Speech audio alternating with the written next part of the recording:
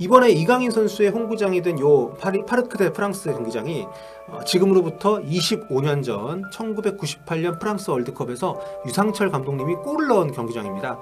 유상철 감독님이 투병 중이실 때 유비 컨티뉴라는 콘텐츠를 찍은 적이 있습니다. 여기에서 다시 건강한 일주일이 주어진다면 뭘 하고 싶느냐는 질문을 받고 이런 얘기를 하신 적이 있어요. 강인이가 하고 있는 경기를 직접 현장에서 한번 보고 싶다. 안녕하세요, 볼리TV 성욱입니다. 이강인 선수가 드디어 프랑스 명문 구단 파리 생제르맹에 입단했습니다.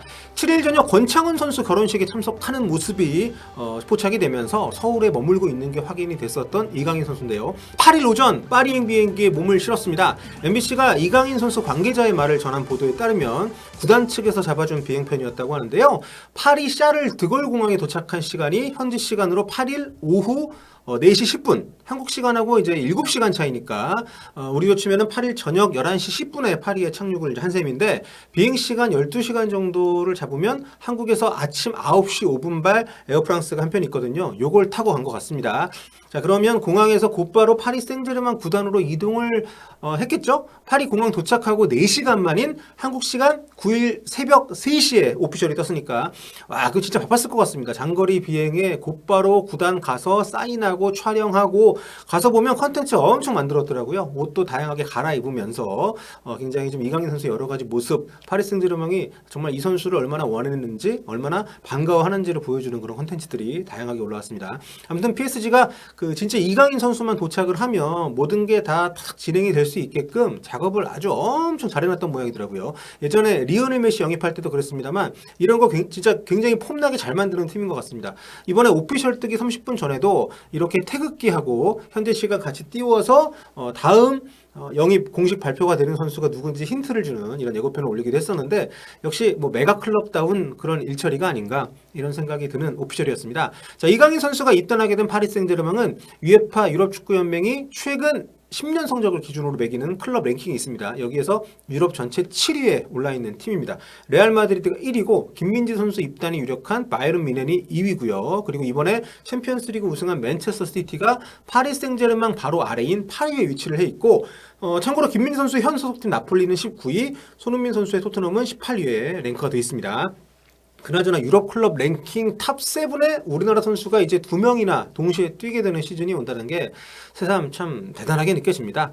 이강인 선수의 소속팀 파리 생제르맹의 홈구장은 굉장히 유명한 그런 경기장이죠. 파리 서쪽에 위치한 파르크 대 프랑스 경기장을 냈습니다. 발음이 제가 이 프랑스라서 좀 어려운데 제가 권창훈 선수 이 PSG 원정 경기 디종에 뛸 때 이거 보러 갔을 때만 해도 여기 음바페, 카바니, 디마리아 이런 선수를 뛰는 거 보면서 정말 대단하다는 생각만 했었는데 이강인 선수가 여기서 뛰게 됐다는 게 참 오피셜을 보면서도 좀 기분이 벙벙한 것 같습니다. 제가 이 경기장을 보면서 들었던 생각이 고 유상철 감독님입니다. 유상철 감독님과 이강인 선수의 인연은 뭐 전 국민들이 다 알고 계시죠. 이번에 이강인 선수 한국 들어왔을 때도 유상철 감독님 자제분들 만나서 파리 생제르맹 사인 유니폼 줬다고 이슈가 되기도 했었는데 이번에 이강인 선수의 홈구장이 된 요 파르크 대 프랑스 경기장이 지금으로부터 25년 전 1998년 프랑스 월드컵에서 유상철 감독님이 골을 넣은 경기장입니다. 당시 우리가 마르세유 벨로드롬에서 네덜란드전 0대5 참패하고 차범 감독님 대회 중에 귀국 조치당하고 분위기 최악인 상황에서 벨기에하고 마지막 경기를 했었는데 이때도 전반 초반에 우리가 닐리스한테 골 먹고 어려운 경기였거든요. 근데 이때 유상철 감독님이 하석주 선수의 프리킥을 정말 멋지게 골로 성공을 시키면서 그 덕분에 우리가 승점을 따서 귀국을 할 수가 있었죠. 유상철 감독님이 투병 중이실 때 유비 컨티뉴라는 콘텐츠를 찍은 적이 있습니다. 여기에서 다시 건강한 일주일이 주어진다면 뭘 하고 싶느냐는 질문을 받고 이런 얘기를 하신 적이 있어요. 강인이가 하고 있는 경기를 직접 현장에서 한번 보고 싶다. 하지만 안타깝게도 병세가 악화되면서 2년 전 2021년 6월 7일에 작고하셨는데요.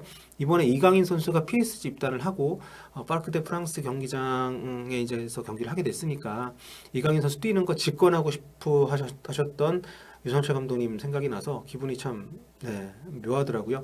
다시 한번 감독님의 명복을 빌면서 우리에게 감동을 주셨던 그 경기장, 그 하늘 위에서 이강인 선수의 활약을 지켜보시기를 기원해 봅니다. 자, 그 사이 다른 곳에 많이 알려지기도 했습니다만 이강인 선수 이적 관련 기록을 간단히 정리를 좀 해보도록 할게요. 계약 기간은 2028년까지 5년입니다. 이적료는 2,200만 유로고요. 이 중에 이강인 선수가 일종의 성과급 형식으로 세론 보너스를 20%를 챙겨간다고 하죠. 연봉은 기존의 62만 유로에서 400만 유로로 급상승하게 됩니다. 한국 돈으로 따지면 한 9억 원 정도에서 58억 원으로 6배 이상 그렇게 오르게 된 건데, 등번호는 뭐 19번을 달게 되고요.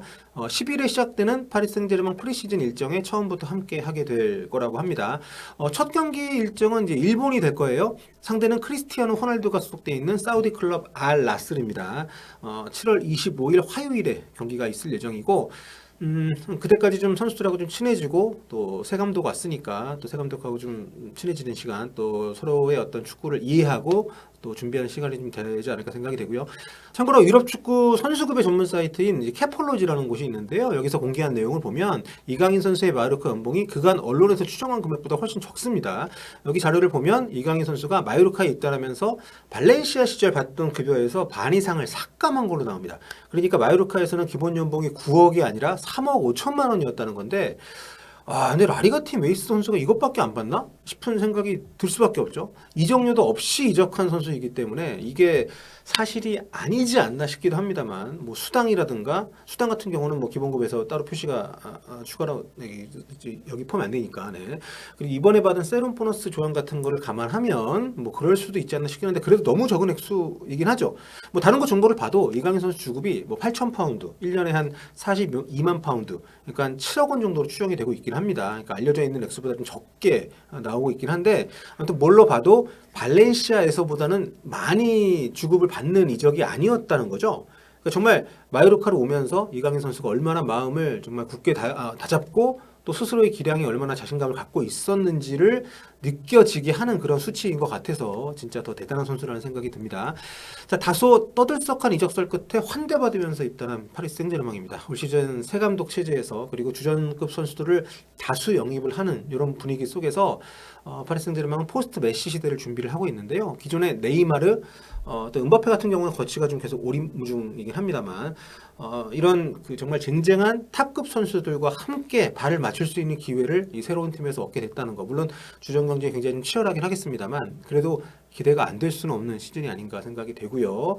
리그는 당연하고, 리그에서는 거의 뭐 절대자로서의 입지를 갖고 있는 팀인 게 분명하니까, 물론 이번 여름 이적 시장이 어떻게 변화가 있을지는 모르겠습니다만, 게다가 이번에 또 챔피언스리그 조별리그 직행을 하는 팀에 몸을 담게 됐으니까 9월 19일에 이제 조별리그 1차전이 있는 챔피언스리그에서도 모습을 볼 수 있게 됐는데요. 아시안 게임이 그쯤에 시작이 되기 때문에 이강인 선수가 아시안 게임이 나오게 되면은 뭐 챔피언스리그 데뷔가 좀 미뤄질 수도 있겠습니다만, 파리 생제르맹에서의 챔피언스리그 데뷔는 아무튼 여러 가지로 굉장히 기대가 되고 정말 눈여겨 볼 만한 부분이 많은 그런 시즌이 되지 않을까 생각이 됩니다. 참 뭐 처음 아틀레티코 마드리드 얘기가 나왔을 때도 많은 사람들이 기대를 했지만, 그 뒤에 아틀레티코 마드리드가 엎어지고 여러 팀들 뭐 썰이 있다가 파리 생제르맹 뭐 얘기 나오면서 정말 다들 기대가 컸었는데, 이 팀이 갖고 있는 어떤 프랑스 내에서의 입지뿐만 아니라 세계 축구에서 갖고 있는 독특한 어떤 위상, 또 팀 선수들 구성의 어떤 아주 화려함, 이런 것들이 정말 이강인 선수가 앞으로 더 발전하고 성장할 수 있는 밑거름이 돼줄 수 있지 않을까라는 기대감이 또 들기 때문에 더욱더 좀 많이 설레고요.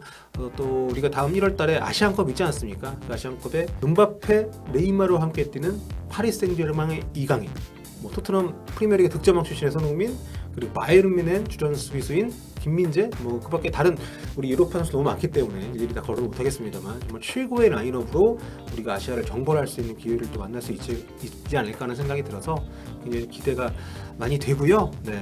여러분들과 함께 계속 응원하면서 지켜보도록 하겠습니다. 자, 이강인 선수의 파리 생제르맹 입단 소식 전해드렸습니다. 정리해서 관련된 얘기들 정리해서 전해드렸습니다.